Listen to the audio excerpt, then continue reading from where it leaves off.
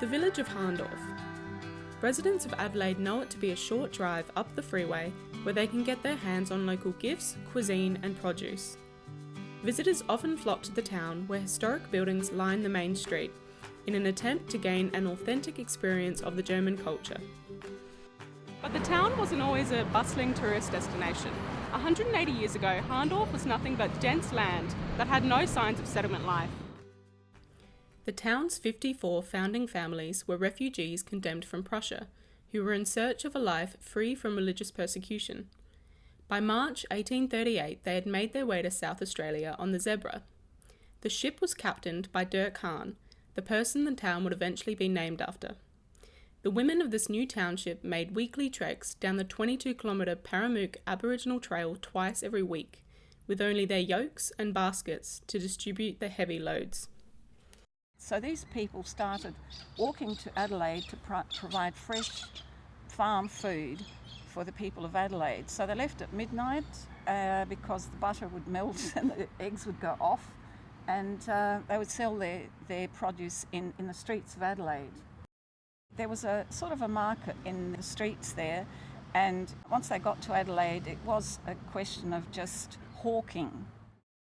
Most of these people were, would you say, poor, and they had debts for the ship to pay back and so forth. So they needed to make money, and there weren't enough people living up here that needed to buy things like food. Walking in pitch black, the women made their way up these steep hills and down their rocky descents. Many of them were even shoeless due to the expense of leather.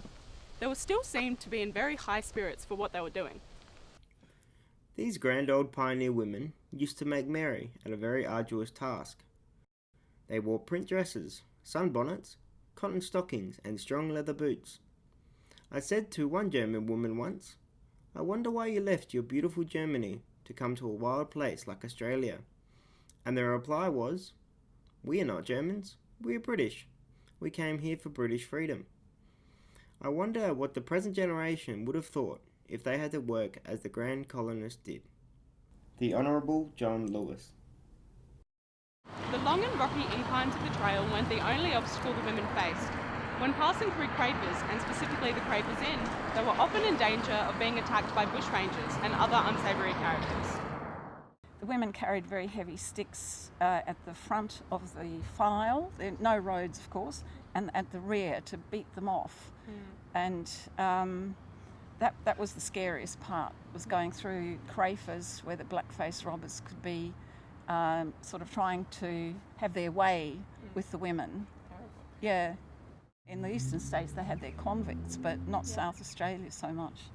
But it's pretty scary, I think, to be out there at midnight barefoot and trying to make it down. And they used to put their shoes on when they got down to the bottom of the hill, so they weren't shoeless in the streets of Adelaide. Once the women made their way down the hill, they would stop and rest at this creek, at what is now known as Brock Reserve. They would then cross the street over to Beaumont House, which marks the end of the track. Recreations of the walk along the Pioneer Women's Trail are organised by the National Trust and continue to take place to this day. The first time we ever did it was 1979. It took us, I think, 5.5 hours to get down to Beaumont House. Scratched and sore and pretty pathetic when we got there in the grand dining room. The peasants of Hahndorf going down.